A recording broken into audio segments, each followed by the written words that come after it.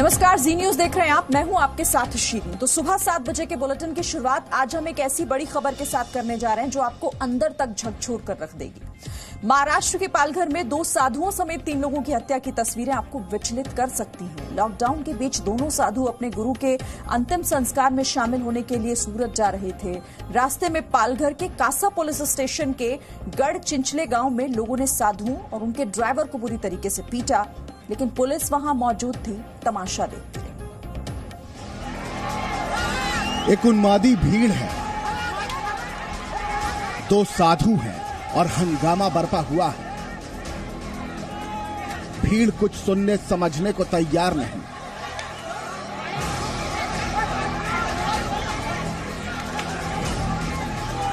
अफवाह की आग कुछ ऐसी भड़की है कि हमलावर जान लेने पर उतारू है।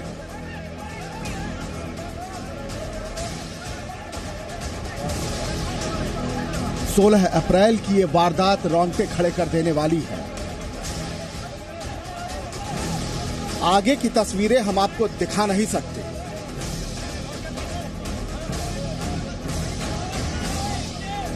ये तस्वीरें विचलित कर देती हैं, लेकिन मॉब लिंचिंग की इस वारदात की खबर आप तक पहुंचाना भी उतना ही जरूरी है, क्योंकि इन तस्वीरों में नजर आ रहा है भीड़ का उन्माद, 2 साधुओं और उनके ड्राइवर की बेबसी और उसका तमाशा देखने वाला सिस्टम।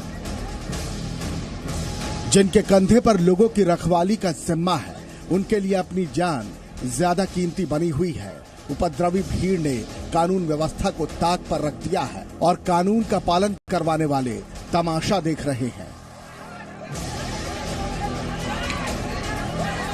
ना कोई रोकने वाला है, ना कोई टोकने वाला है। हाथों में पत्थर, कुल्हाड़ी और डंडे लिए भीड़ बेकाबू हो चुकी है।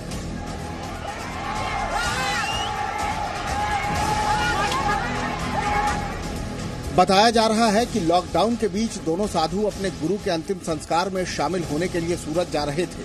इसी दौरान पालघर के कासा पुलिस स्टेशन के गढ़चिंचले गांव में लोगों ने साधुओं और उनके ड्राइवर को बुरी तरह पीटा। घटनास्थल पर पहुंची पुलिस ने उन्हें गाड़ी में बिठाया, तब भी लोग उनकी पिटाई करते रहे और अब तस्वीरें सामने आई हैं तो हंगामा खड़ा हो चुका है। पालघर से लेकर दिल्ली तक हंगामा मचा है। गांव वालों ने वो जो गाड़ी थी उसको पलट दिया था, उसकी कांचें तोड़ी थी, वो उनके हाथ में लकड़ी थी, उनके हाथ में कुछ बाकी के वेपन्स थे। वेपन यानी वो गांव में जो ये रहता है वो सब उनके हाथ में थे और पत्थर भी उनके पास थे। तो कुल्हाड़ी थी, जो काटने वाले, पेड़ काटने वाले इतर जो है वो भी उनके हाथ में थे। जिस तरीके से वो अटैक हुआ है, पुलिस वहां जब पता चला तो इमीडिएटली पुलिस वहां पहुंच गई थी, लेकिन पुलिस के गाड़ी में डालने के बाद भी वो लोगों ने फिर जोर से अटैक किया, जिसमें पुलिस भी जख्मी हो गए। पुलिस का दावा है कि पिटाई कर रहे लोगों से अपील की गई, लेकिन उन पर कोई असर नहीं हुआ। अफवाह की आग में झुलसती भीड़ अपना आपा खो चुकी थी और नतीजा सबके सामने है। पालघर वासियों से ये गुजारिश है, मेरा आह्वान है कि आप कोई भी गलत अफवाहों पे, गलत बातों पे विश्वास मत रखिए। कोई भी आपके गांव में आपके बच्चों की किडनी निकाल के नहीं आ रहा है, आपके यहाँ डकैती डालने नहीं आ रहा है, और ये कोई भी ऐसी एक घटना कहाँ भी नहीं हो रही है। लेकिन गांव वालों ने ऐसे समझकर और इसके लिए गांव वालों ने खुद को ये पूरा अपने हाथ में कानून लेके पूरा लोगों के अटैक किया है। ये बहुत गलत बात है। भीड़ के बीच से पुलिस वाले जैसे तैसे साधुओं को लेकर अस्पताल की ओर निकले, लेकिन उनकी जान नहीं बचाई जा सकी। ब्यूरो रिपोर्ट, जी मीडिया।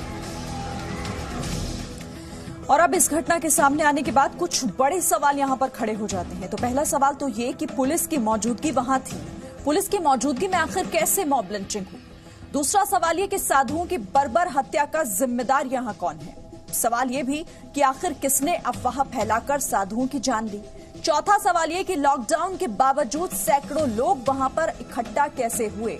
पांचवा सवाल कि टुकड़े टुकड़े गैंग के हमदर्द साधुओं की हत्या पर आखिर चुप क्यों है। तो 2 साधुओं की मौत ने हंगामा खड़ा कर दिया है। महाराष्ट्र सरकार भी एक्शन में आ गई। 110 आरोपियों पर कार्रवाई की गई, जिनमें से 9 नाबालिग हैं। दूसरी तरफ अखिल भारतीय अखाड़ा परिषद और महाराष्ट्र के पूर्व मुख्यमंत्री देवेंद्र फडणवीस ने इस वारदात में उच्च स्तरीय जांच की मांग की है।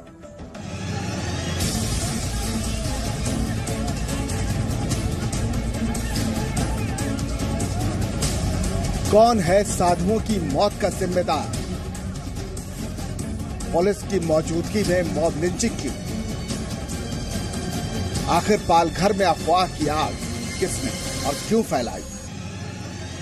महाराष्ट्र के पालघर में हुई वारदात के बीच कई सुलगते सवालों को जवाब का इंतजार है।